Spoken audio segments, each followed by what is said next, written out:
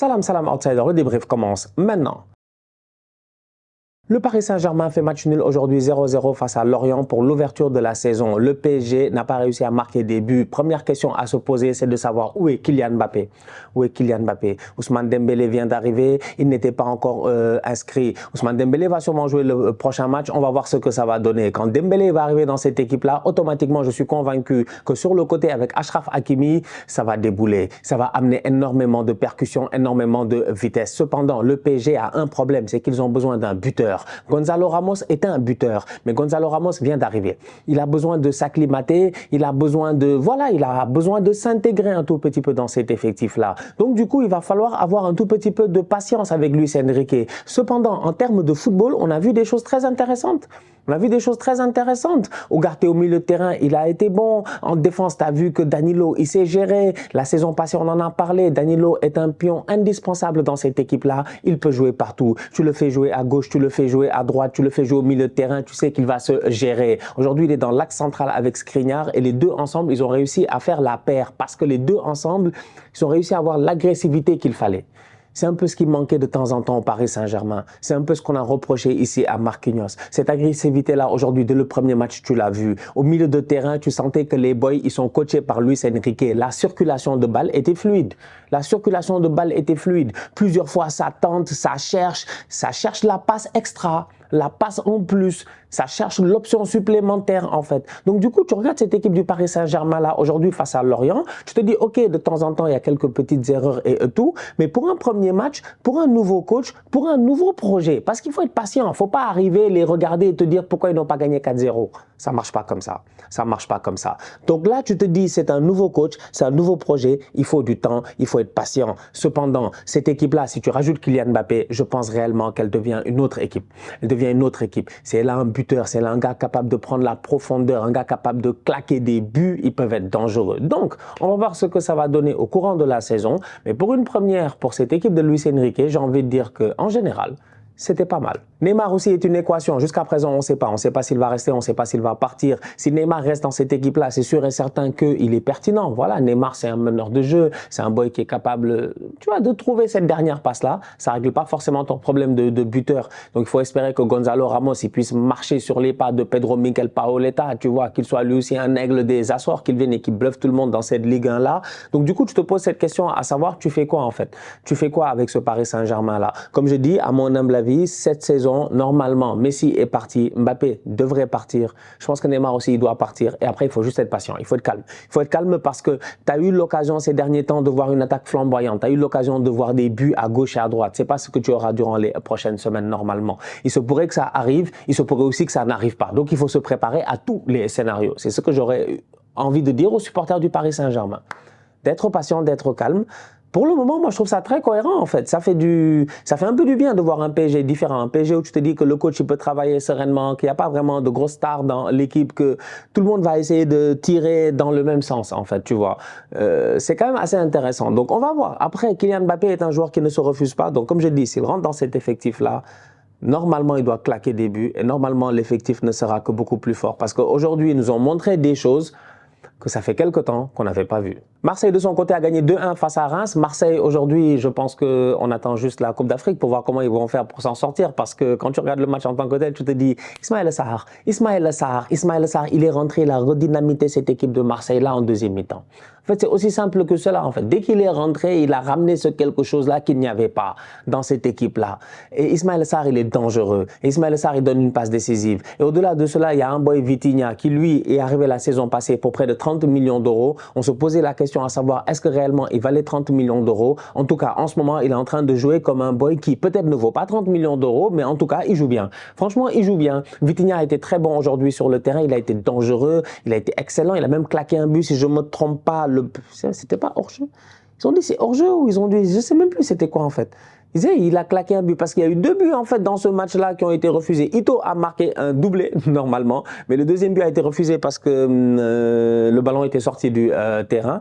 Et Vitinha aussi a marqué un but qui a aussi été refusé. Bref, aujourd'hui Marseille est venu avec une équipe offensive qui a été très intéressante. Le boy Iliman Ndiaye, petit à petit, je pense qu'il va monter en pression. Il faut leur donner du temps. Il faut donner du temps aussi à Marcelino pour réussir à construire pour réussir à amener cette identité de jeu là. L'OM de Marcelino, on l'a pas encore vu aujourd'hui réellement. Je pense qu'il faut du temps, mais petit à petit, ça va venir. Au milieu de terrain, Kondogbia, il a été très bon. Là, tu te dis que franchement, que Longoria, il s'est géré parce que Kondogbia, c'est pas cher, c'est pertinent, c'est dangereux, c'est un très très bon joueur de football. Que dire, je dis bien, de Unai à côté, son but est magnifique. Là, on commence à voir peut-être le Unai de la Coupe du Monde parce que quand il est arrivé après la Coupe du Monde, il était blessé. La Coupe du Monde l'a fatigué. Les Marocains, ils ont tout donné là-bas. Donc, du coup, là, tu vois un Unai et tu te dis, OK, ça, c'est le Unai qu'on a découvert il y a, à peu près moins d'1 an au Qatar. Plein de lucidité, en fait. Plein de lucidité. Tranquille. Il contrôle son ballon. Une petite feinte de corps. Pas besoin de beaucoup d'élan. Il enroule le ballon en pleine lucarne. Donc, du coup, tu as une équipe de Marseille qui gagne son premier match 2-1 face à Reims. Une belle équipe de Reims, coachée par Will Steele. Je pense que vous le connaissez.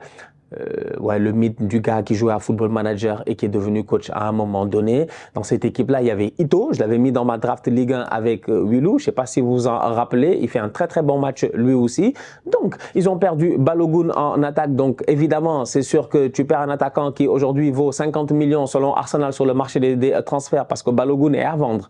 Mais je ne pense pas que l'Inter ou d'autres clubs soient prêts à mettre peut-être ce montant-là. Bref, Balogun, ils l'ont perdu à Reims. Donc, c'est sûr et certain qu'offensivement parlant, ils ont perdu une pièce importante. Sinon, ils ont quand même sorti une belle rencontre aujourd'hui. Marseille a gagné 2-1. Marseille s'en sort. Une victoire qui va faire du bien aux Marseillais. Même si je pense que si Reims avait fait match nul, ça n'aurait pas été démérité. Donc voilà. Marseille est devant Paris après la première journée. Ça ne veut absolument rien dire. Mais ça montre aussi que cette saison, la Ligue 1 risque d'être intéressante. Le Bayern Munich s'est fait taper aujourd'hui 3-0 par le RB Leipzig en finale de la Supercoupe d'Allemagne. Top performance de la part du Leipzig, de Leipzig et top performance de la part de Dani Olmo. Il a été sensationnel.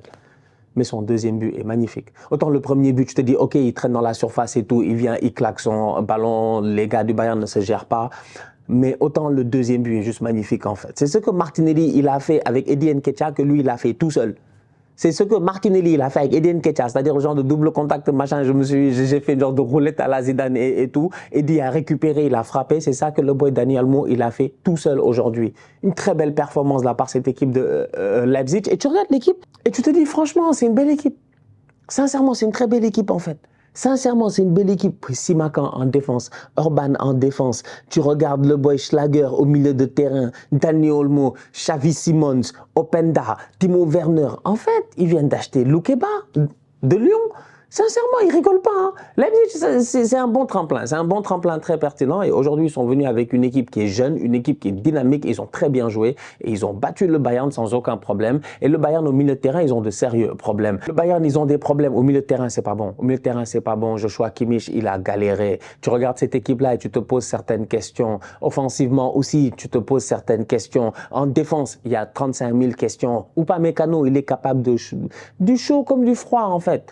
De Ligt aussi, c'est la même chose. La dernière fois, j'en parlais avec Milo, on a fait une vidéo ici et je pense que je disais que De Ligt doit se gérer. Il vient d'avoir 24 ans, c'est un boy qui doit, normalement, avec ce qu'on lui prédisait quand il était à l'Ajax, il devait déjà être là au summum de la maturité. C'est pas forcément ce qu'on voit aujourd'hui au niveau du Bayern. T'as cette défense-là qui est fébrile. Elle est très fébrile en fait. Défense qui est très fébrile. Et devant cette défense-là, il n'y a pas un garde du corps, il n'y a pas quelqu'un capable de vraiment faire le travail, j'ai envie de dire, de ratissage qu'il faut. Et donc du coup, ça donne un Bayern qui est fébrile.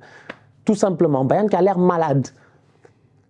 C'est incroyable. Harry Kane, il a quitté Tottenham, il est venu à Munich pour gagner des titres. Miskin, franchement, la poisse de Tottenham est arrivée. C'est incroyable. Normalement, Harry Kane devait quitter Tottenham, il arrive aujourd'hui, premier match, il gagne un titre. Premier match, il gagne un titre. Normalement, c'est un titre même facile. Il est juste inscrit sur la feuille de match. Il n'a même pas besoin de jouer. Le Bayern doit taper Leipzig. C'est ce qu'on se disait. Mais Tuchel s'est fait laminer comme du n'importe quoi. Franchement, une performance très décevante de la part des joueurs du Bayern. Ils n'ont juste pas existé. Ils n'ont juste pas existé. C'est incroyable. C'est vraiment incroyable. En fait, il y a des questions à se poser, à savoir, je pense que les supporters du Bayern sont très fâchés. Écoute, on nous a fatigué ici, Sadio Mané, Sadio Mané, Sadio Mané. Sadio Mané est parti. Où est le roi Sané? On était là, on a vu le match, non? Franchement. Donc, il y a...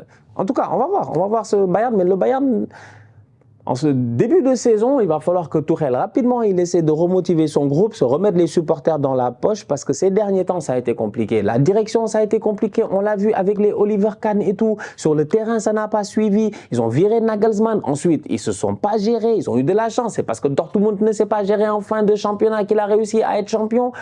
C'est-à-dire que ce n'est pas les meilleures années du Bayern auxquelles on est en train d'assister maintenant. Harry Kane arrive dans ce club-là. On va voir ce que ça va donner. C'est un top player, c'est un très grand buteur.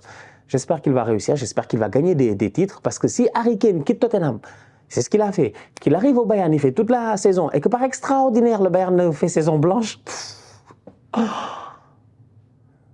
en tout cas, à suivre. La famille, on se capte très bientôt pour un nouveau débrief. D'ici là, on continue à liker, on continue à partager, on s'abonne, on s'abonne, on s'abonne. On est ensemble, on reste en santé. C'est le plus important. Tous outsiders.